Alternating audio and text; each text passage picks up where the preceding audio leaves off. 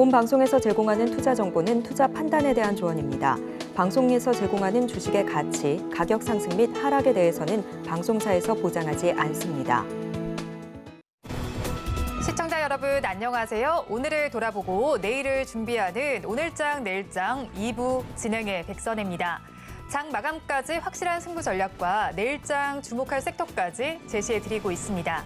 오늘도 저희 방송과 함께 하시면서 성공적인 투자 전략 가득 담아가시기 바랍니다. 본 방송에서 제공해드리는 정보는 투자 판단을 위한 조언일 뿐 해당 주식의 가치와 수익률을 보장하지는 않습니다. 아울러 서울경제TV와 서울경제신문은 당사의 브랜드입니다. 최근 당사를 사칭한 피해 사례가 늘고 있는 만큼 각별히 주의를 해주시기 바랍니다. 그리고 저희 방송 유튜브를 통해서도 보실 수 있습니다. 유튜브 검색창에 서울경제TV라고 검색하시면 저희 방송과 함께 하실 수 있으니까요. 실시간으로 댓글 참여도 많이 해주시기 바랍니다. 그러면 오늘장 내일장 2부 첫 순서로 시작하겠습니다. 급락하는 종목에 대한 생존 전략을 모색해 보겠습니다. 종목 SOS 시간, 오늘은 S인베스팅 코리아의 진유정 연구원과 연결되어 있습니다. 연구원님 안녕하세요. 네, 안녕하세요. S인베스팅 코리아 진유정 연구원입니다. 네, 연구원님 일단은 급락하는 종목들을 분석을 해보기 전에요. 오후장 상황부터 점검을 해보겠습니다. 오후장 어떻게 보시나요? 네, 일단 시장 보면 아시겠지만 오늘은 조금 파란불을 켜는 시장입니다. 숨고르기 하는 시장이다라고 보셔도 되겠는데요. 상승 모멘텀이 현저하게 부족합니다. 일단 미국 시장부터 간략하게 말씀드려보면요. 일단 미국 계속해서 강세를 보였던 부분이 있습니다. 그러다가 숨고르기에 잠시 들어갔다고 보시면 되는데 일단 매크로적인 부분에 대해서는 중국 부양책에 대한 이슈를 조금 짚고 넘어갈 필요가 있는데요. 중국 부양책 자체가 조금은 어정쩡하다는 평가, 그리고 금리 동결 이슈도 어느 정도는 예상했다는 평가, 또한 이 중국의 경기 회복 자체가 예상보다도 조금 더딜 것이라는 평가, 이런 평가들이 조금 혼잡하게 작용을 하면서 투자자들의 전망에 글로벌 증시 전반적으로 조금 주춤하고 있습니다. 또한 6월달 FOMC가 끝났죠. 끝난 뒤에 이렇게 7월 FOMC를 기다리고 있는 상황에서 전반적으로 상승 모멘텀이 없기 때문에 지지부진한 시장이 이어지고 있다고 보시면 되겠습니다. 그리고 21일에 예정된 파월 의장에 대한 발언에 경계 심리가 조금은 보이는 시장입니다. 현지 시간으로 21일 예정된 하원 금융서비스위원회에서 파월 의장은 매파적인 발언을 할 것으로 예상이 되고 있습니다. 6월에는 금리 동결, 그다음에 7월에는 금리 인상에 대한 가능성을 열어두었었는데요. 지난번에 다만 7월 금리 인상은 아직은 확정된 바가 없다라고 하면서 데이터의 호행성을 조금 강조하는 모습이기도 했습니다. 따라서 이 파월 의장 발언을 예측을 하고 경계를 하면서 시장이 조금 주춤하는 모습이라고 보시면 될 것 같습니다. 또 우리 국내 시장을 보시면요. 조금 안타깝긴 하지만 코스피가 2600선을 이탈을 했습니다. 12시를 기점으로는 하락폭이 조금은 잠잠해지는 모습이었는데요. 코스피 추가적으로 막 큰 폭의 하락세가 나타나지는 않지만 이와 다르게 코스닥은 하락의 골이 코스피보다는 조금 더 깊어지고 있습니다. 오늘 코스닥 장 초반에는 890선을 터치를 해주었는데 추가적인 상승 동력이 없이 밀리면서 현재 877선까지 조금 내어주는 모습입니다. 그리고 수급 동향을 본다고 하더라도요. 외국인, 기관, 오늘 양시장 모두 매도세가 나오고 있습니다. 외국인 수급 상황 보시면요. 양시장 5천억 이상, 벌써 한 6천억 정도를 향해서 매도세가 조금 보이고 있고 기관은 2천억 이상, 3천억 가까이 매도를 하면서 시장의 하방 압력을 조금 더하고 있습니다. 그리고 오늘 지금 하락 종목 수가 1,700개를 넘어서 1,800개에 조금 달하는 시장인데요. 이렇다 보니 시장 컨디션 자체가 조금 좋은 오후장은 아니라는 부분 강조를 드리도록 하겠습니다. 그리고 또 지금 시장은요. 악재도 없고요. 호재도 없습니다. 위에서도 제가 언급을 드렸었지만 시장이 오늘 조정받는다고 해서 그리고 최근에 시장 지수가 어느 정도 조금 올랐다고 해서 급격하게 호재가 있다든지 악재가 있었던 장은 아닙니다. 수급이 한쪽으로 치우치면서 올라갔었고 불균형 자체가 조금 심했었던 시장인데요. 외국인 선물 매수세가 어느 정도 과하게 누적된 부분도 있었기 때문에 시장은 어떻게 보면 이 조정이 자연스러운 현상일 수는 있습니다. 그래서 매크로적으로도 국내 이슈적으로도 시장을 상승 견인하거나 아니면 하방으로 세게 눌러주거나 할 만한 큰 재료가 없기 때문에 지수 자체가 조금은 지루하게 흘러가면서 살짝 하락한다는 점 안내 드리도록 하면서 오늘 오후장 끝까지 화이팅 하시길 바랍니다. 파월 의장의 발언에 경계감이 더해가는 시장입니다. 오늘 코스피 지수는 2,600선이 붕괴가 된 상태고요.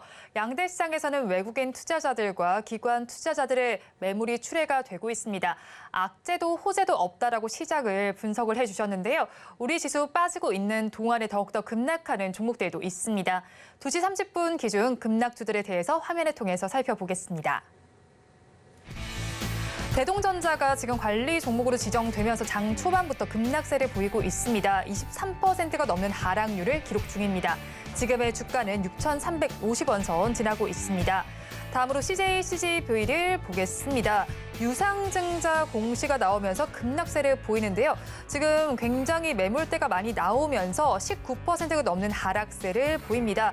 11,570원 선을 지나고 있습니다.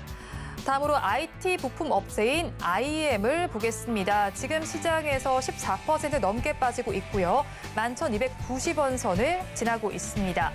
캐스텍 코리아 이어서 보겠습니다. 어제 유형자산 양도 공시가 나와 있었는데요. 10%가 넘는 하락률 보입니다.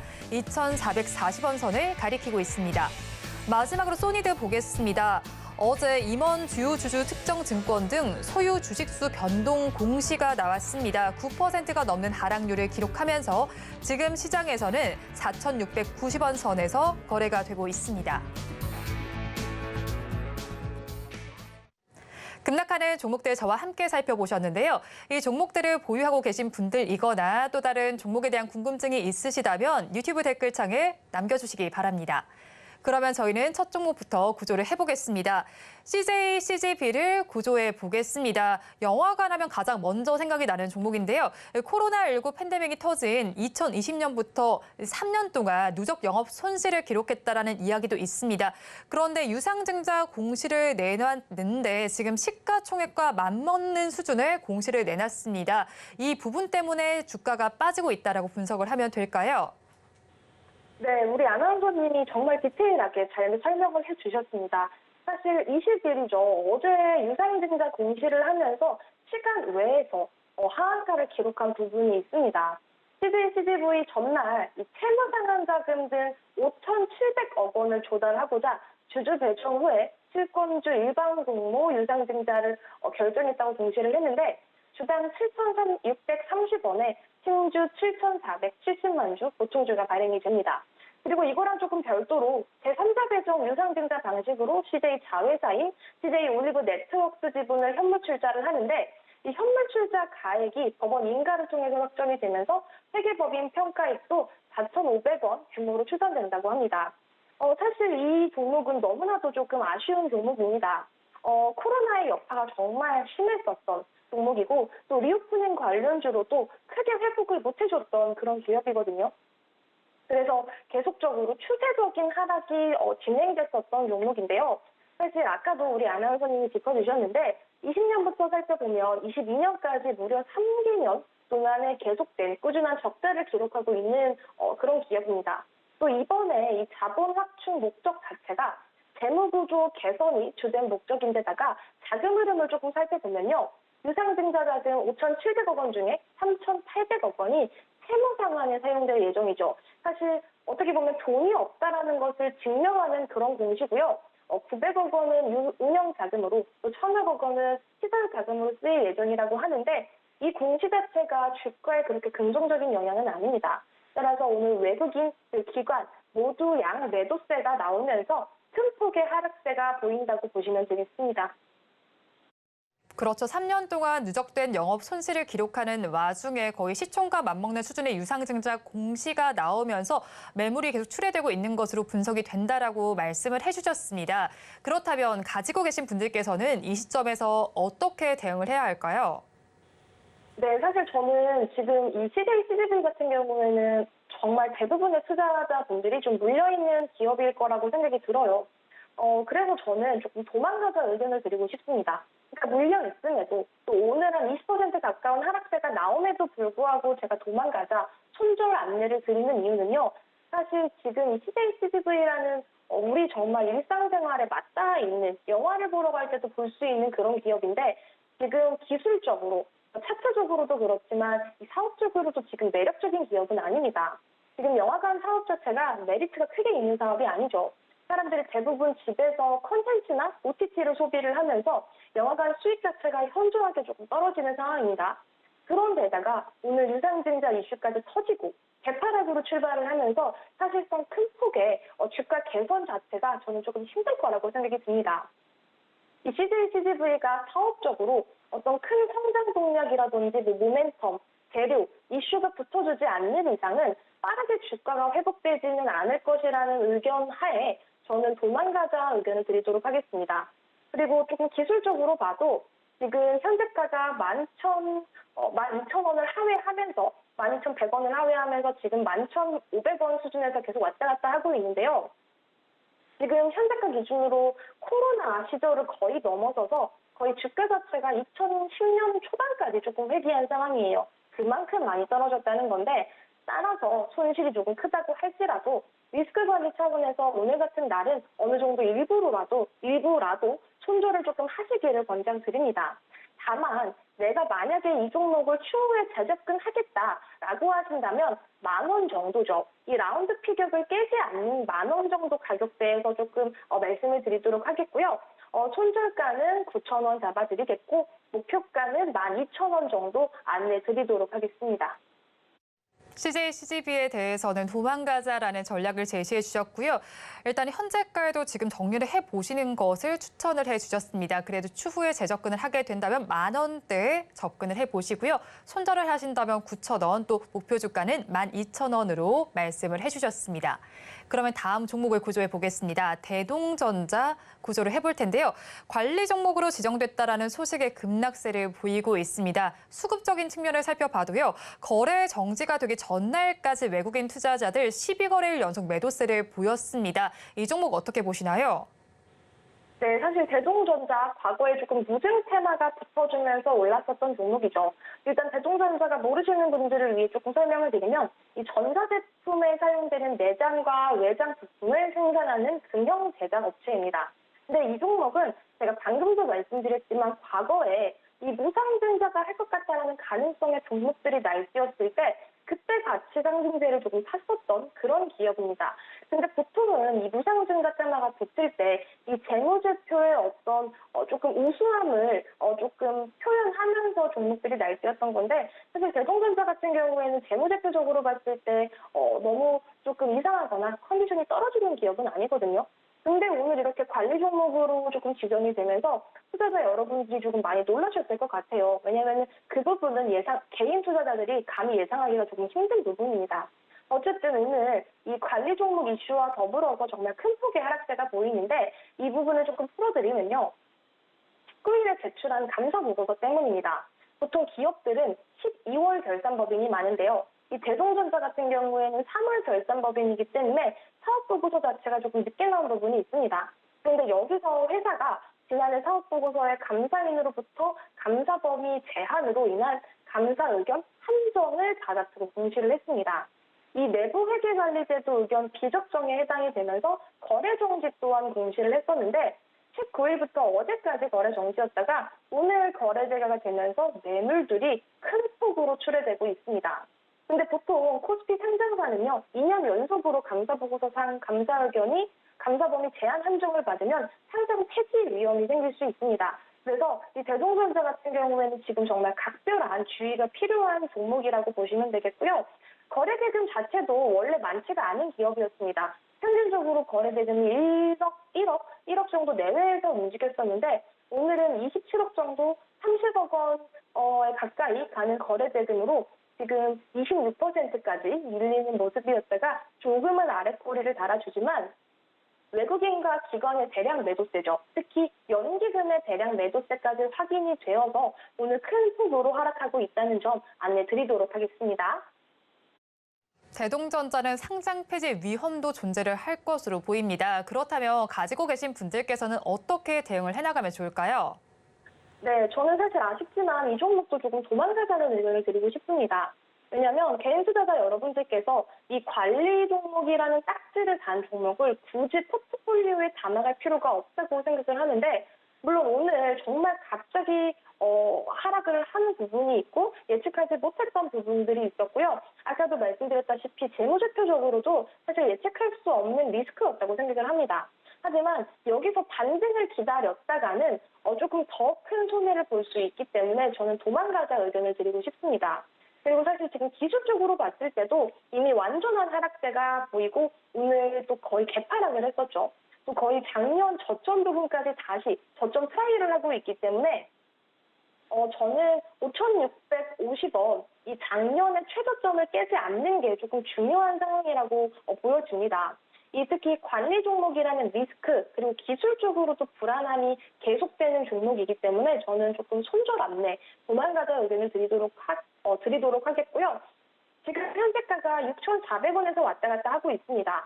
지금이라도 저는 손절 안내를 드리고 싶고, 만약에 내가 이 종목을 추후에 재접근한다라고 하신다면 과거 저점 부분이죠. 5,650원 선에서 한번 매수를 해보시고, 그때 매수를 하셨다라고 하신다면 손절가는 5,350원, 그리고 목표가는 6,050원 정도를 잡아드리겠습니다.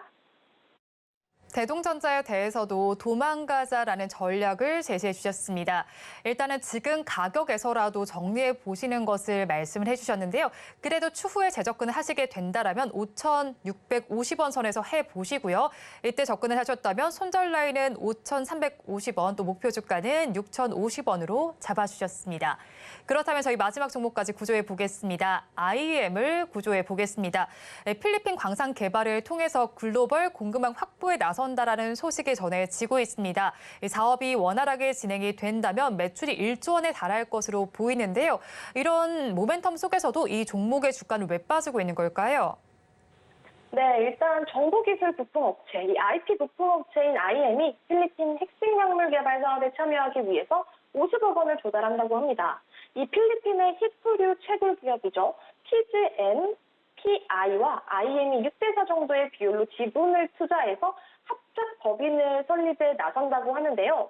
이 IM은요, 큐브릭스를 대상으로 50억 원 규모의 9회차 무기명식 무보증 전환사채 발행을 결정했다고 21일 공시를 한 부분이 있습니다.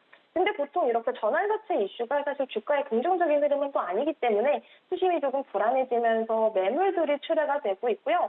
특히 사실 보시면요, 이 기업 자체는 2023년 1월부터 꾸준하게 올라갔습니다. 저가와 고가 기준으로 따져봤을 때 150%가 넘는 꾸준한 상승세를 보여왔던 기업인데요. 따라서 이 고가권 레벨에 대한 부담이 조금 작용을 하면서 큰 폭으로 하락세를 보인다고 보시면 되겠습니다. 또 이 수급적으로도 봤을 때 이 외국인이 이거래일 연속으로 대량 매도세가 조금 보이고 있는데, 이 외국인 매도세가 하방으로 조금 더 짓누른다라고 보시면 될 것 같습니다. 네, 외국인의 매도세가 하방으로 더 짓누르고 있다라고 말씀을 해주셨습니다. 그렇다면 가지고 계신 분들께서는 어떻게 대응을 해나가면 좋을지 가격 전략까지 함께 말씀해 주세요. 네, 사실 이 IM 같은 경우에는 저는 버티자라는 의견을 조금 드리고 싶습니다.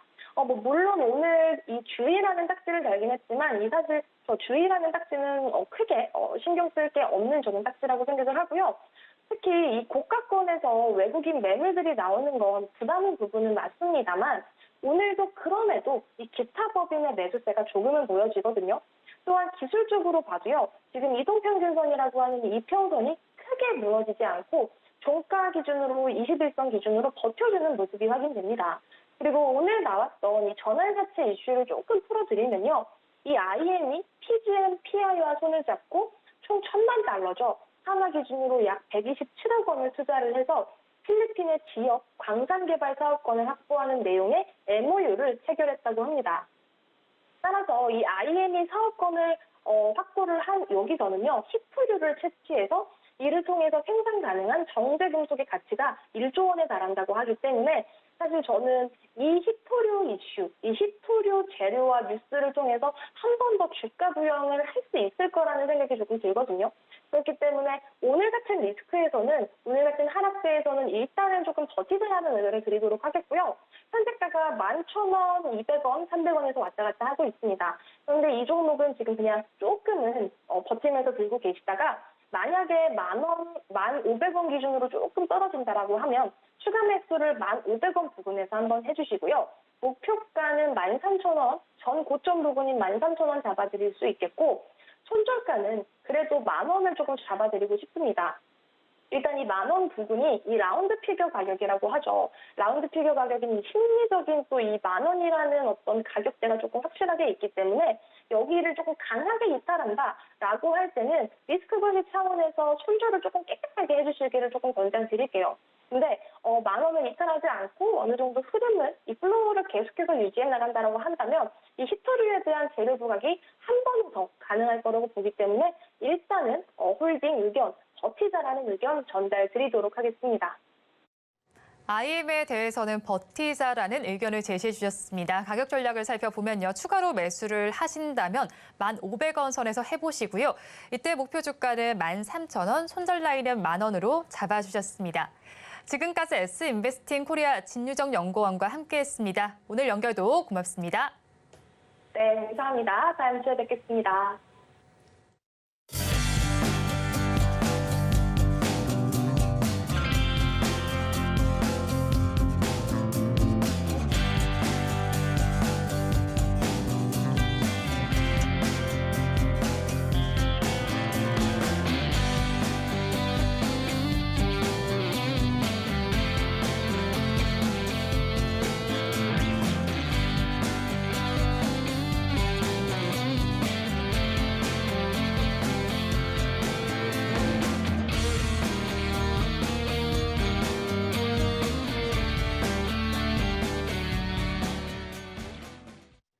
앞서서 급락주에 대한 대응 전략을 살펴봤다면 이번에는 오늘의 매매일지에 성공적인 마침표를 찍어드릴 찬스 종가 베팅 시간입니다.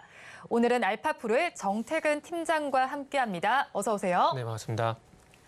일단은 팀장님 오늘 종가 베팅 시간에 짚어주셨던 종목 리뷰를 먼저 해볼게요. 네. 지난주에 짚어주셨던 종목이죠. 레이저셀이 지금 23%대 수익률 기록 중이시네요. 이 종목 저희 어떻게 보면 될까요?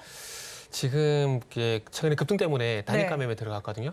그래서 단일가 매매 끝이 나게 되면은 아마 변동성이 다시 나올 것 같은데 네. 그 변동성 보고 판단하시면 될 것 같습니다. 그렇기 때문에 반등이 나오게 된다라면은 그 반등을 이용해 가지고 이제 수익 실현 하시면 좋지 않을까라고 말씀드릴게요. 네, 일단은 레이저셀 최근에 급등했던 탓인지 단일가 매매가 나오는데 이후에 더 짚어보시면 좋겠다라고 말씀을 해주셨습니다. 그럼 다음 종목도 짚어보도록 할게요. 코스메카 코리아는 일단 지금 5월 24일에 공략을 해주셨는데 네. 목표가에 도달하셨네요. 축하드립니다. 네, 이렇게 제가 축하드리겠습니다. 제가 안 샀잖아요. 중요한 거 제가 안 사서요. 별로 시감이 안 나요. 아, 슬프네요. 제가 지난주도 리뷰하면서 네. 그 5월달 종목들이 한 템포 좀 느리다고 말씀드렸잖아요. 그렇죠. 그래서 뒤늦게 다 반응이 나오고 있기 네. 때문에 일단 말대로 해서 정말 다행이네요. 그리고 이제 코스메카 코리아뿐만 아니라 DYD도 이제 뒤늦게 반등이 나왔거든요. 네. 이틀 전에. 그래서 이제 일단 코스메카 코리아를 말씀드려야 되는데 네. 일단 코스메카 코리아 같은 경우 일단 뭐 수익 실현 하시고요. 네. 일단은 뭐 목표가 왔으니까 일단은 수익 실현 해가지고 챙기는 게 지금 시장 상황이 좋다라고 좀 봐지고요. 그리고 DYD 같은 경우도 이제 한 템포 늦게 좀 반응이 나와가지고 네. 이것도 지금 19일 날 이제 거의 상한가 육박한 1,936원에 갔었는데 네.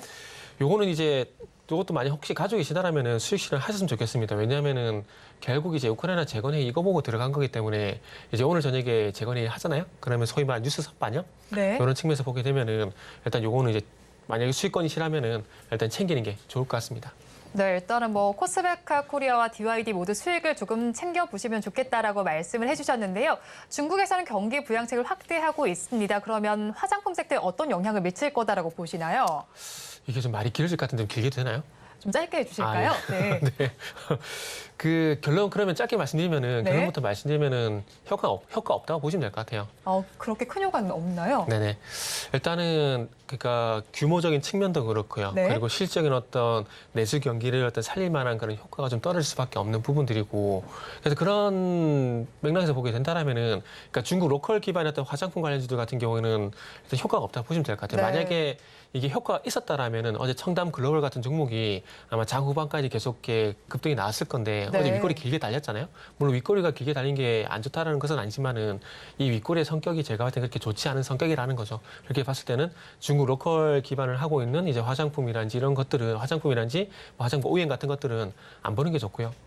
그러다 보니까 차라리 뭐 잉글로드랩 이런 네. 것들이 미국 기반이거든요. 그래서 그쪽으로 좀 우회적으로 보시는 게 더 좋지 않을까라고 말씀드릴게요. 네, 일단은 중국의 경기 부양책 효과는 미미할 것으로 보이고요. 비중국을 향한 업체들을 먼저 보시면 좋겠다라고 짚어주셨습니다. 그렇다면 오늘도 지금 지수가 밀리고 있는 가운데 종가에 베팅할 종목을 살펴봐야겠는데요. 키워드 힌트부터 공개를 해드리겠습니다.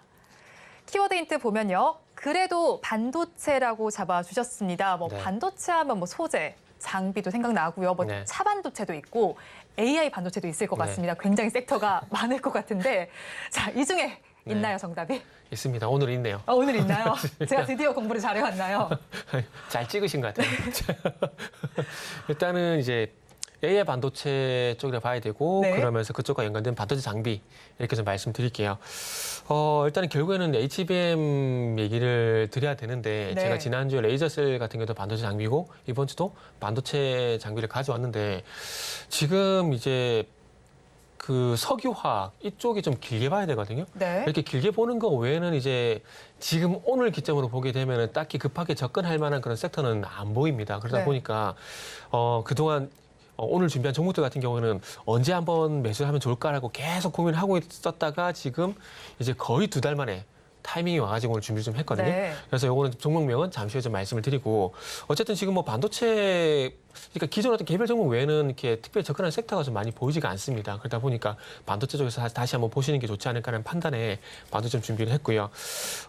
지금 어쨌든 이제 최근에 좀 시장의 상승세가 주춤하고 있는 부분들이 있긴 하지만 그럼에도 불구하고 어쨌든 반도체는 계속 좀 봐야 될 것 같습니다. 봐야 될 것 같고 그 연유는 어쨌든 2분기 반도체 업황 같은 경우는 2분기 바닥에 대한 기대감들이 상당히 많이 고조가 되고 있는 상황들입니다. 그러다 보니까 지금 현재 뭐 HBM이란지 그리고 DDR5란지 최근에 잘 나가고 있는 이런 반도체 제품들이 3분기가 되게 되면 이제 가격 인상을 또 추진하고 있다는 얘기가 있더라고요. 뭐 이런 것만 보더라도 이제는 뭐 더 이상 나빠지지 않는다. 그런 관점에서 보게 된다라면은 2분기는 조금 바닥일 가능성이 상당히 높아지게 되는 거죠. 그리고 이 계약 가격이 2021년도 9월 달에 이제 인하를 했다가 그것도 계속 인하를 했거든요. 하다가 이제 와서 이제 인상을 한다라고 합니다. 그러면 이제 분위기가 바뀌었다는 얘기거든요. 그렇게 본다면은 이제 2분기 해봐야 이제 며칠 안 남았는데 네. 2분기에 바닥일 가능성이 상당히 높고 3분기에는 기대감이 상당히 많다라는 것들이죠. 그리고 이제 삼성전자도 이제 HBM 디램 생산에 본격적으로 돌입을 한다라고 네. 합니다. 그래서 그만큼 수요가 많다라는 것들이죠. 그리고 이제 HBM 디램 같은 경우는 간단하게 기존엔 디램을 여러 개 쌓아 올린 거라 보시면 될 것 같아요. 그러니까 디램을 한 개를 사는 게 아니고 3개, 4개를 사는 효과라고 보시면 네. 될 것 같아요. 그러다 보니까 이제 요게 양적인 부분이 좀 있다 보니까 당연히 수익성이 좋아질 수밖에 없다는 것들이죠. 그리고 이제는 뭐 아시겠지만 인텔에서 사파이어 FPGA를 출시하고 난 이후에 이제 새로운 또 제품들이 계속 나올 예정이거든요. 올해 말 같은 경우는 이제 에메랄드 FPGA가 나올 예정이고요. 그리고 내년 같은 경우는 또 그래나이트 FPGA 이런 4세대 제품들이 계속 나올 예정들이고 그리고 AMD 같은 경우도 새로운 CPU를 이제 만들고 있는 상황들이고요. 그러다 보니까 어쨌든 그 신규 하이엔드 제품들, 그러니까 비싼 제품들 이런 것들이 많이 팔릴 수 있을 만한 여건이 되고 있다고 보시면 될 것 같아요. 그리고 이제 또 엔비디아가 또 TSMC 쪽으로 이제 또 긴급 주문을 했습니다. 그러니까 네. 생산량을 GPU를 생산을 더 많이 늘려달라고 얘기를 한 거죠. 지금 이제 뭐 아마존 웹 서비스라든지 MS 같은 경우는 GPU를 주문하게 되면은 최소 6개월 정도 걸린대요. 그러다 보니까 그만큼 이제 수요 공급이 딸리게 되는 거죠. 그러네요. 그렇죠. 그래서 뭐 TSMC 쪽으로 긴급 주문을 하게 되면서 생산량을 늘려달라고 하게 되면은 그것도 네. 거기에 들어가는 HBM 같은 경우 또 수요가 늘을 수밖에 없잖아요. 그렇죠. 그렇게 본다면 앞으로 뭐 이미 주가가 먼저 움직이긴 했지만 그럼에도 불구하고 앞으로 좋아질 만한 그런 여건들이 그러니까 주가는 미리 움직였지만은 이제 산업적인 어떤 턴어라운드가 이제 시작이 될 가능성이 상당히 높다라는 거죠. 그래서 그런 부분들을 보게 된다라면은 하이닉스라든지 삼성전자 같은 경우는 이제는 기분 좋은 일이 발생될 가능성이 상당히 높다라는 것들이고 그리고 엔비디아가 이제 또 하이닉스 쪽으로 또 어떤 네. 얘기를 했냐면은 HBM3 얘기했잖아요. 여기에 다음 세대가 네. HBM3E가 있어요. 여기 5세대거든요. 3E 요? 네. 4세대가 HBM3고 5세대가 HBM3E인데 엔비디아 쪽에서 하이스 쪽으로 이제 샘플 입고 요청을 한 상황입니다. 네. 이게 이제 내년에 나올 예정이거든요. 그래서 앞으로 어쨌든 이 새로운 제품들, 그러니까 비싼 제품들이 계속 나올 예정들이고 이런 것들은 4세대 모델이 나오게 되면서 수익성이 좋아질 만한 그런 것들이 있고 그리고 하이스 같은 경우는 지금 이제 뭐 일부 제품에 대해서는 가동률이 상당히 좋게 돌아오고 있다고 얘기를 하고 있는데 네. 그게 지금 말씀드리고 있는 HBM이란지 그리고 이제 DDR5 이런 것들이기 때문에 뭐 어쨌든 제가 자꾸 좋은 얘기만 드리는데 네. 그만큼 이제 반도체가 좋아질 가능성이 높기 때문에 그런 말씀 드린다라고 생각하시면 좋을 것 같아요. 네, 그럼 고가 제품에 대한 수요가 늘어나고 있다고 분석을 해주셨는데 그럼 반도체 장비 섹터 내에서 오늘 어떤 종목 가지고 오셨을까요? 주성 엔지니어링이요. 주성 엔지니어링이요? 네. 요거는 이제 디스플레이 쪽도 볼 수가 있고 반도체도 볼 수 있거든요. 왜냐하면은 이 회사의 매출이 절반은 반도체고요. 네. 절반도 디스플레이거든요. 하이브리드 종목이네요. 그렇죠. 어찌 보면 양쪽에서 네. 하이브리드라 볼 수 있고 제 표현은 이제 1+1. 1+1. 네. 볼 수 있는 종목이죠. 일단은 반도체 쪽 같은 경우에는 반도체 매출의 절반이 하이스 쪽으로 이제 집중이 네. 되어 있어요. 그리고 이 선단 공정, 그러니까 새로운 제품들을 만들었을 때 들어야 필요한 장비, 이게 선단 공정이거든요. 거기에 잡히는 매출이 또 60%입니다. 반도체 전체에서. 근데 이 부분도 중요한 것이 뭐냐면은 이제 하이스 같은 경우에는 이제 매출도 좋아지게 되고 이제 지금의 어떤 적자 상황이 좀 개선이 되게 되면은 네. 당연히 또 투자를 늘릴 거거든요. 그렇게 본다면 투자를 늘리게 된다라면은 하이스 쪽으로 장비를 공급하고 있는 주성 엔지니어링을 볼 수밖에 없다라는 거죠. 그래서 주성 엔지니어링 같은 경우는 그래서 제가 5월 19일 날 이제 17,000원을 돌파하고 난 다음에 기간 네. 조정이 계속 있었거든요. 네. 그래서 이게 한 번쯤 이제 튀어나갈 때 따라잡아야 되는데 그게 언제 나오나 계속 기다리고 있었어요. 네. 근데 이게 어제 한 7% 상승이 나오게 되면서 네. 지금의 기간 조정을 좀 탈출할 만한 그런 흐름이 나왔다가 좀 판단이 좀 들더라고요. 그래서 지금 시점에 한번 가보면 좋은데 이놈이 오늘 시장이 좀 안 받쳐줍니다. 안 안타깝죠. 좋아요. 네. 안 좋아서 아마 상승하는데 시간이 좀 걸릴 수가 있어요. 그러니까 상승 시간이, 그러니까 속도 말씀드린 거예요. 만약에 오늘 시장이 괜찮았다라면은 오늘 상승 출발이 했기 때문에 오늘도 아마 양봉이 나왔을 겁니다. 5% 네. 나왔었거든요. 근데 오늘 시장이 안 좋다 보니까 상승 출발했다가 조금은 하락으로 좀 꺾였는데 어쨌든 중요한 건 어제 이제 출발점 신호가 나왔다고 보시면 될 것 같아요. 네. 그렇기 때문에 앞으로 상승 출발 예상된다고 좀 보시면 좋을 것 같고요. 그래서 어쨌든 선단 공정 얘기한 거 좀 마무리 좀 짓자면은 어쨌든 이제 조금 전에 말씀드렸듯이 이제 내년에 HBM3E 요게 이제 출고될 예정인데 그래서 이 제품 생산하기 위한 장비가 들어갈 가능성이 상당히 높고 그리고 이제 4월달 같은 경우는 기존의 4세대 제품인 HBM3 24GB 요게 이제 4월달에 고객사 성능 검증이 완료가 됐거든요. 네. 그래서 그런 부분들을 좀 보게 된다라면은 또 이 제품이 되었던 새로운 제품도 장비가 들어갈 가능성이 높기 때문에 어쨌든 앞으로 반도체 기업들 같은 경우는 선단 공정 투자를 계속해 나갈 겁니다. 그렇게 본다라면은 이제 주성 엔지니어링도 이제 반도체 또 한번 볼 수 있을 만한 그런 이슈가 되고요. 그리고 디스플레이 쪽 같은 경우 간단히 말씀드릴게요. 이제 삼성 디스플레이 같은 경우에 협력사 쪽으로 이제 OLED 장비 발주를 할 예정이라고 합니다. 그런데 주성 엔지니어링이 삼성 디스플레이는 안 들어가요. 그런데 이게 웃긴 게 이게 3월 달에 삼성 디스플레이 선단 공정 투자 얘기가 나오게 되면서 이 종목이 움직였어요. 네. 그러니까 디스플레이 전반적으로 움직인 거에서 얘도 그냥 편승을 했다라는 거죠. 그렇기 네. 때문에 디스플레이 얘기가 나오게 되면은 또 봐야 될 종목이다라는 말씀도 드리도록 할게요. 네, 주성 엔지니어링은 반도체 때도 보시면 되고 그리고 디스플레이 때도 보시면 된다라고 말씀을 해주시면서요. SK 하이닉스 향 긍정적인 모멘텀이 있다라고 설명을 해주셨습니다. HBM과 관련해서도 앞으로 나올 부분에 대해서도 집중을 해보시면 좋겠는데요. 그렇다면 저희 지금 가격 전략은 어떻게 가져가면 좋을까요? 가격 전략 같은 경우는 일단 목표가는 일단 23,000원 정도 잡도록 하겠습니다. 23,000원 정도 잡고요. 그러니까 이 종목은 일단 정고점 부분이 최고가인 최근에 그러니까 올해 들어와서 최고가인 네. 2만 원을 돌파를 한다는 관점에서 23,000원을 좀 보고 있는 상황이고요. 손절가는 17,000원 정도 설정을 하도록 하겠습니다. 그래서 아마 좀 시장이 변수긴 한데 아마 지금 정도 시장 상황이 되게 된다면 다음 주 바로 반응은 안 나올 겁니다. 그렇기 때문에 조금 5월 달에 한 템포 늦게 느긋하게 봤듯이 오늘 말씀드린 종목도 조금은 느긋하게 보시면 좋을 것 같다라고 말씀드리도록 할게요. 네, 이 종목도 조금 느긋하게 바라보시길 바란다라고 덧붙여 주셨는데요. 그렇다면 이런 모멘텀 내에서 또 다른 종목 바라볼 만한 것 없을까요? 오늘 또 1+1이네요. 네. 이렇게 보게 되면 이제 반도체 쪽을 말씀드릴까요? 아니면 OLED 쪽을 말씀드릴까요? 반도체 쪽을 하나 더 말씀해 반도체 주세요. 말씀드릴까요? 그럼 반도체 쪽을 보게 되면은 이제 광전자라는 종목을 좀 말씀드리고 싶거든요. 네. 아니면 코아시아. 1+2네요. 네. 이제 종목을 3개를 주시네요, 오늘. 왜냐하면은 지금 어쨌든 하이닉스 쪽을 바라보게 되면, 그러니까 메모리 쪽을 보게 되면은 네. 지금은 하이닉스 쪽을 보는 게 맞아요. 그리고 비메모리, 그러니까 시스템 반도체를 보게 되면 삼성전자 보는 게 맞거든요. 왜 그러냐면은 각각 모멘텀이 지금 현재 틀려요. 네. 그래서 삼성전자 같은 경우에는 두 가지를 봐야 되는데 하나는 차량용 반도체, 하나는 이제 전력 반도체 이쪽을 봐야 되거든요. 그래서 차량용 반도체 같은 경우에는 엑시노스 오토 관련돼 가지고 코아시아를 무조건 봐야 돼요. 왜냐하면 유일한 협력사고요. 그리고 1+2가 아니고 1+3이 되겠네요. 차량용 반도체 관련돼 가지고는 넥스트 칩 네. 이것도 좀 같이 보시면 좋을 것 같아요. 그래서 최근에 급등했다가 좀 조정받고 있는데 조정을 위해서 한번 보시고요. 그리고 전력 반도체 같은 경우는 광전자라는 종목이 최근 주가 반응이 상당히 괜찮았어요. 그래서 삼성전자 관련돼 가지고 전력 반도체 같은 경우는 이제 광전자 이런 거 한번 보시면 좋을 것 같습니다. 그래서 오늘은 1+3 네. 그렇게 할게요.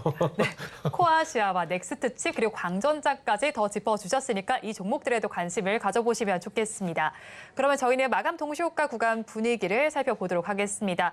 우리 양대시장 오늘 종일 방향성을 잡지 못했죠. 코스피 시장은 강보합권에서 출발하더니 모두 하락세로 마감을 할 것으로 보이네요. 0.82%가 빠지면서 2,583선의 종가 형성할 것으로 보이고요.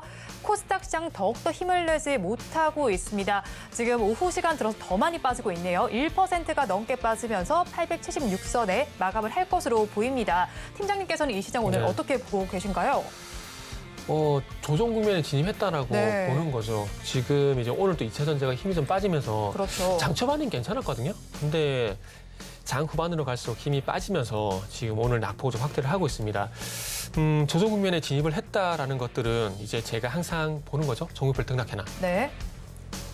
요거 좀 보게 된다라면은 오늘 기준으로 보게 되면은 이제 하락 종목수가 1,090, 상승 종목수가 398 종목이거든요.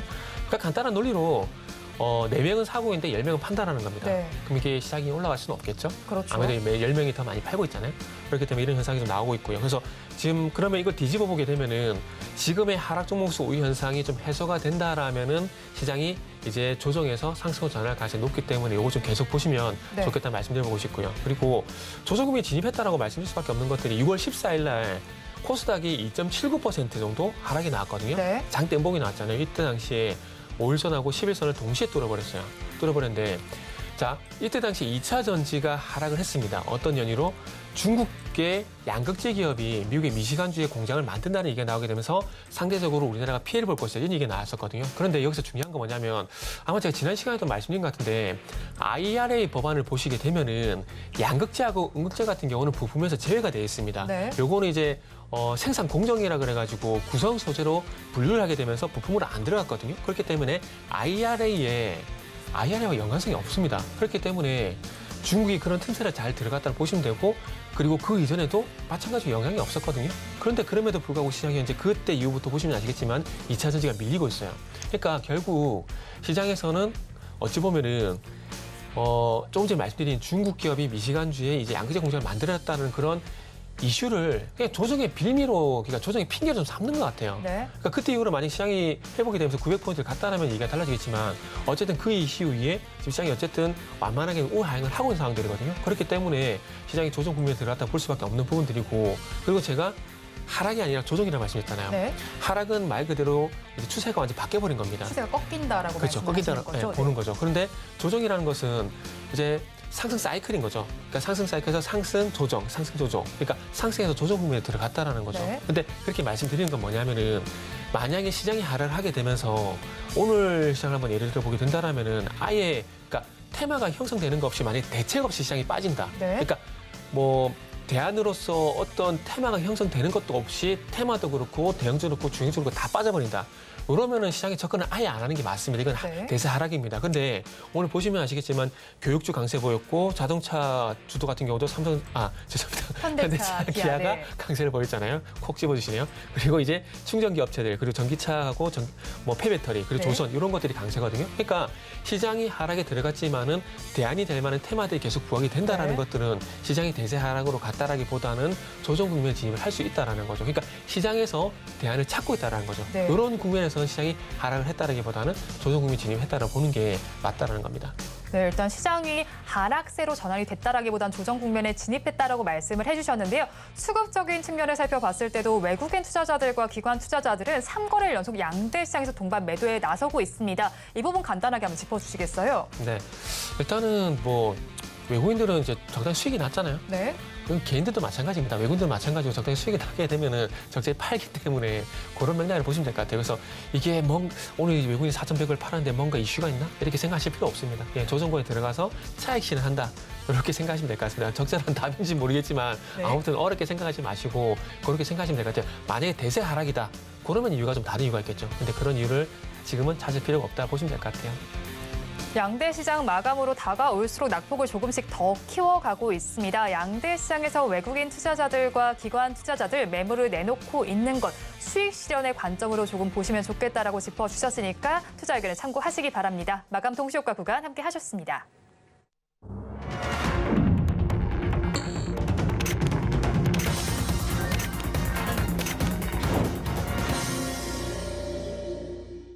우리 시장 마감을 앞두고 힘을 더 내지 못하는 시장이 연출이 됐습니다.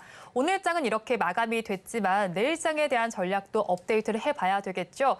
내일장 중요 포인트가 될 내용들을 오늘장, 내일장 전문가님들께 여쭤봤습니다. 화면을 통해서 만나보시죠. 코스피는 2,600선이 붕괴가 됐습니다. 내일장 어떻게 대응하면 좋을지 오늘 더 꼼꼼하게 짚어봐야겠는데요. 먼저 교보증권 영업부의 사영관 차장님께서는 쉴 때는 쉬자라고 말씀을 해주셨습니다. 다음으로 리더스 인덱스의 박주근 대표님께서는 저가 매수의 관점으로 2차 전지가 다시 가나라고 말씀을 해주셨고요. 마지막으로 S인베스팅 코리아의 진유정 연구원님께서는 불안한 시장 속에서 다시 살아나는 자동차 부품주에 주목해보자라고 말씀을 해주셨는데요. 이에 대해서 팀장님 의견은 어떠실까요? 네, 전부 다 이제 동의가 되는 부분들이 있어요. 네. 쉴 땐 쉬자. 요거는 제가 좀 전에 조정구간 말씀드렸잖아요. 네, 그렇기 그렇죠. 때문에 지금 조정구에서 나는 충분히 수익이 났기 때문에 지금 조정구에서 쉬고 싶다 하시는 분들은 쉬시면 됩니다. 쉬시면 되고 다시 돌아설 때까지 조금 휴식을 하시면 된다고 좀 봐지고, 그리고 이제 2차 전지 같은 경우 저가 매수를 말씀하셨는데 요거는 2차 전지 내에서도 어느 섹터를 얘기한지가 네. 따라서 뭐 제 의견이 중요한 건 아니지만 어쨌든 동의를 하냐 동의를 하지 못하냐 이런 게 좀 갈릴 것 같아요. 무슨 얘기냐면은 지금 만약에 2차 전지 소재, 뭐 양극재, 양극재 같은 소재 쪽이라면은 저는 저가 매수를 안 하는 게 맞다라고 봐요. 네. 그런데 반대로 장비라든지 뭐 전기차 충전이라든지 이쪽을 보게 된다라면은 동의를 합니다. 왜냐하면은 어쨌든 테슬라가 계속 상승을 하고 있잖아요. 그렇기 때문에 테슬라가 상승하고 있기 때문에 아마 테슬라와 연관된 종목들을 시장에서는 찾을 가능성이 상당히 높다라는 거죠. 그러면은 테슬라 쪽을 보게 된다면 어느 쪽을 봐야 되느냐? 테슬라가 지금 스페인 쪽에 전기차 공장을 만들기로 했고, 그리고 네. 인도 쪽에 가가지고 이제 또 인도 총리 앞에서 우리가 이제 공장을 만들 건데 어떻게 만들게 브리핑을 했잖아요. 이렇게 본다면 공장을 뭐 스페인 공장, 인도 공장 이렇게 되면은 뭐가 필요할까요? 2차 전지를 만드는, 그리고 전기차를 만드는 장비가 필요하잖아요. 그렇죠. 그렇게 본다라면은 장비 딴 쪽을 볼 수밖에 없다라는 거죠. 그러면은 장비 관련된 종목들 중에서도 이제 최근에 2차 전지가 조정이 나오고 있는데 이 조정의 조정과 좀 반대로 움직이는 종목들이 있다. 뭐 그런 것들은 분명히 좀 봐야 되는 부분들이 있는 거고, 그리고 이제 전기차 충전 같은 경우는 이제 계속 PACS, 북미 충전 표준 방식이 계속해서 지금 부각이 되고 있는데, 지금 아시겠지만은 포드, GM이 동참한 상황에서 리비안도 이제 동참을 하고 있는 상황입니다. 근데 동참을 안 할 수가 없을 것 같아요. 왜냐하면은 지금 테슬라, GM, 포드 이 세 개사가 지금 미국 점유율이 어떻게 되면 75%거든요. 그러니까 4분의, 그러니까 4대 중에 3대는 지금 요 안에 다 들어가 있다는 겁니다. 그렇다면은 당연히 이제 다른 업체들도 합류할 수밖에 없는 점유율 상황이라는 거죠. 이렇게 본다라면 이제 전기차 충전과 관련돼 가지고 연관된 종목들이 있다라면은 그쪽으로 볼 수밖에 없다라는 것들이죠. 그러다 보니까 다시 얘기를 원점으로 와보게 된다라면은 네. 2차 전지 섹터 내에서도 어떤 섹터를 보냐, 2차 전지 섹터 내에서도 어느 쪽으로 이제 시선을 도냐 따라서 요거는 동의를 한다? 좀 동의를 하지 못한다 이렇게 말씀드릴 수 있을 것 같아요. 그리고 자동차 부품 같은 경우는 오늘 자동차가 상승 나왔잖아요. 지금 굉장히 좋은 게 네네. 현대차 3% 넘게 올랐고요. 그렇죠. 기아도 2%대 상승률 맞아요. 기록을 했습니다. 또 현대차는 뭐 베트남에서 3년 연속 네네. 판매 1위를 기록했다라는 소식도 있고요.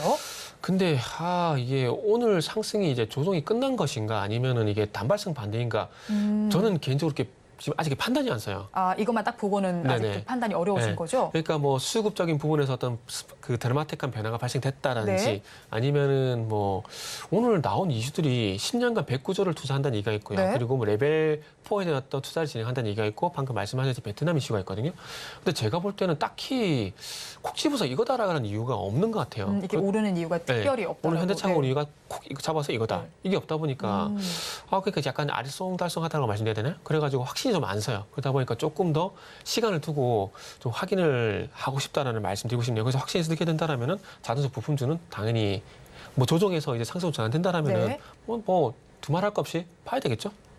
네, 그 완성차가 이제 돌아선다면 자동차 부품도 당연히 따라가는 것이다라고 말씀을 해주셨는데요. 그렇다면 내일장에서는 어떤 섹터에 주목하면 좋을까요? 네, 조금 길게 볼 만한 섹터를 좀 말씀드리고 싶은데 최근에 너무 이렇게 단기 종목, 그러니까 최근에 변동성이 크다 보니까 단기 네. 종목이 급등하는 게 좀 많잖아요. 그렇죠. 뭐 물론 그것도 좋지만은 포트에 좀 안정적으로 길게 가져갈 만한 섹터도 있는 것도 상당히 좋거든요. 좀 든든하게 부엄처럼. 네. 그렇죠. 그래서 지난번에도 말씀했지만 길게 볼 만한 섹터 중에서는 조선주를 이미 말씀드렸었고 네. 그리고 오늘 같은 경우에도 석유화학 쪽도 한번 보시면 좋겠다는 말씀 좀 드려보고 싶어요. 그러다 보니까 이제 금호석유라든지 그리고 화성 TNC라든지 이런 종목들을 좀 보셨으면 좋겠는데 중국 경기 부양 얘기 안 할 겁니다. 그쪽 얘기하는 게 아니라 유가. 석유화학 제품의 원료가 어디서 옵니까? 유가에서 오잖아요. 네. 그렇기 때문에 유가가 어쨌든 전 개인적으로는 연말까지 완만하게 우하향할 거라고 저는 보고 있습니다. 네. 그래서 70달러도 이탈하지 않을까라고 저는 생각을 하고 있는데 왜 또 급격하게 하락이 아니라 또 완만하게 하락이냐면은 그 유가가 100달러까지 올라올 수 있었던 이유가 뭐냐면은 사우디와 러시아가 미국 셰일가스 이전에 2010년도에 마이너스 유가가 갔었잖아요. 네, 그렇죠. 그때 마이너스 유가를 가게 되면 이게 셰일 기업들이 많이 파산했어요. 경쟁자들이 없어진 겁니다. 네. 그냥 경쟁자를 쳐내는 거예요. 쳐내고 난 다음에 사우디하고 러시아가 단합을 해가지고 그때부터 기름값을 올리기 시작했어요. 유가를. 네. 그러면서 100달러까지 간 거거든요. 그리고 100달러에서 130달러까지는 우크라이나 전쟁 때문에 그렇게 된 거였고요. 네. 그러고 난 다음에 우크라이나 전쟁 이슈가 좀 해소가 되고 선반이 되고 난 다음에 유가가 80달러에서 버텼는데 네. 요거는 계속해서 이제 사우디와 러시아가 유가를 잡아놓기 때문에 그런 현상이 있었는데 이제는 사우디와 러시아가 사이가 좀 틀어졌어요. 이거 뉴스 검색만 살짝 해보시면 다 나올 겁니다. 러시아는 지금 전쟁을 하고 있잖아요. 그렇죠. 그럼 전쟁 자금이 필요하잖아요. 그럼 러시아가 가진 게 뭡니까? 천연 자원밖에 없잖아요. 이걸 많이 팔아가지고 전쟁 자금을 전쟁을 끝낼 게 아니면 계속해서 전쟁을 마련해야 돼요. 그러다 보니까 러시아 입장에서는 증산을 할 수밖에 없는 겁니다. 그런데 사우디 입장에서는 미국을 견제하고 있는 상황에서 러시아가 증산해버리게 되면은 네. 이거 약간 머리 아픈 상황이거든요. 감산한다라는 그죠. 사우디 감산하고 있잖아요. 네. 네, 하고 있잖아요. 그래서 사우디 감산 효과가 전혀 없는 겁니다. 그렇다고 유가가 그렇더라고요. 네. 하락을 하고 있는 거예요. 그래서 이유는 여기 있어요. 그러니까 유가가 완만하게 하락한 이유가 뭐냐면은 러시아는 증산하고 사우디는 감산하기 때문에 유가가 완만하게 하락을 하는 거죠. 그리고 네. WTI 우리 현물 말고 선물이라 그러잖아요. 그렇죠. 선물 같은 경우는 트레이딩 관점도 들어가기 때문에 이런 이슈들로 인해서 매수보다는 매도 포지션을 잡을 가능성이 높다는 거죠. 그러다 보니까 유가가 앞으로 하락할 가능성이 높은 거고 유가가 하락을 하게 되면은 벤젠이라든지 에틸렌이라든지 부타디엔. 그러니까 부타디엔 같은 경우는 이제 합성고무의 원료가 되거든요. 네. 그러니까 합성고무의 원료가 되는 이제 벤젠이라든지 부타디엔 같은 게 가격이 떨어질 수밖에 없는 겁니다. 그래서 원가가 떨어지게 그러니까 원재료 가격이 떨어지게 되면서 여기서 마진이 발생될 수밖에 없다는 거죠. 그러면서 이런 것들로 인해 가지고 조금 이제 뭐 금호석유라든지 그리고 이제 효성 TNC 같은 종목들 같은 경우는 2분기는 이미 다 지나갔잖아요. 그래서 3분기 같은 경우에 뭐 반도체처럼 실적이 돌아설 가능성이 상당히 높기 때문에 그런 관점에서 한번 보시면은 석유학도 이제 장기 포트로 한번 볼 만한 종목이다라는 좀 생각이 들더라고요. 네, 유가가 일단은 연말까지 완만하게 우하향할 것으로 보이는 만큼 석유화학 섹터를 좀 중장기적으로 보자라고 말씀을 해주셨어요. 그렇다면 저희 또 오늘 네. 공교육과 관련해서 교과서 관련주들도 움직였잖아요. 아무래도 뭐 네네. 수능에서 킬러 문항 없앤다라는 이야기가 네. 나오면서 급등을 했는데 이 부분 저희가 어떻게 봐야 할까요? 그 여담인데 네. 이게 공무원 시험 같은 경우에도 보면은 20문제가 나오잖아요. 네. 16문제 같은 경우는 다 맞출 수 있는 문제가 나와요. 네. 그런데 나머지 4문제가 킬러 문항이에요. 그걸로 등락이 좌우되는 그쵸. 거죠. 그렇습니다. 그래서 지금까지 사교육이 좀 활성화돼 있다 보니까 이런 수능 문제, 이런 문제들이 들어갔던 거죠. 네. 그러다 보니까 이 문제를 맞추기 위해서는 기존의 학원 EBS라든지 학교 교육을 못 하는 거예요. 사교육 많이 받으셨어요? 아니요. 저는 고등학교 때 공부를 안 했어요. 저는 공부를 안 했어요. 뭐 자랑은 아니지만 사실 공부하기 싫더라고요. 그래서 네. 좀 뒤늦게 공부를 하다 보니까 지금 공부를 하고 있어요. 근데 그래서 사교육 같은 경우는 그래서 사교육에서 타격을 받을 수밖에 없는 게 이런 킬러 문항들이 많아야지 사교육을 받는 거잖아요. 근데 이런 킬러 문항이 없어지게 되면은 물론 사교육 받는 사람들은 받겠죠. 그렇게 하더라도 네. 받겠지만은 킬러 문항이 없게 되면은 아무래도 EBS는 학교 교육에서 충분하거든, 교과서 충분하거든요. 그렇죠. 그렇게 본다니까 심리적으로 이제 사교육은 타격을 받을 수밖에 없는 거죠. 근데 반대로 오늘 뭐 아까 교육 말씀해 주셨는데 뭐 N&E 능률이라든지 비상교육 같은 경우는 이제 교과서 만드는 회사들이거든요. 네. 그러니까 이 공교육 관련된 교과서 만드는 회사들이 반대적으로 수혜가 예상되면서 올라갔던 거죠. 근데 중요한 것은 이게 테마라는 겁니다. 테마는 길게 갈까요? 짧게 갈까요? 짧게 갈 가겠죠. 수밖에 없겠죠. 그렇기 때문에 길게 보실 필요가 없다. 이렇게 말씀드릴게요. 네, 수능 이슈 같은 경우는 짧게 테마로 보시길 바란다라고 전해주셨습니다. 지금까지 알파프로의 정태근 팀장과 함께했습니다. 오늘 말씀도 고맙습니다. 네, 감사합니다. 오늘장 내일장 2부도 마칠 시간이 됐습니다. 본 방송에서 제공해드리는 정보는 투자 판단을 위한 조언일 뿐 해당 주식의 가치와 수익률을 보장하지는 않습니다. 아울러 서울경제TV와 서울경제신문은 당사의 브랜드입니다. 최근 장사를 사칭하는 피해 사례가 늘어나고 있는 만큼 각별히 주의해 주시기 바랍니다. 오늘장 내일장 2부 준비한 순서는 여기까지입니다. 함께해 주신 여러분 고맙습니다.